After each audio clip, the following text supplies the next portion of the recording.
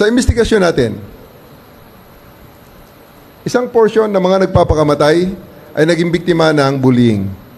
Both physical bullying at online bullying. Right now, our ACG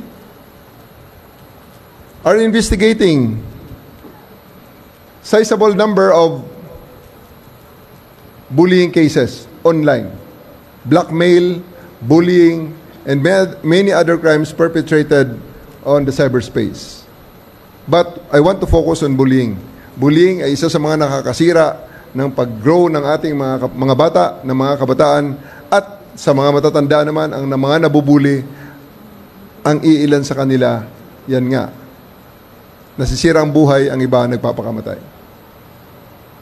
Mga kababayan, huwag nyo nang hanapin ang mga pulis sa presinto sapagkat kami ay nasa inyo ng mga telepono.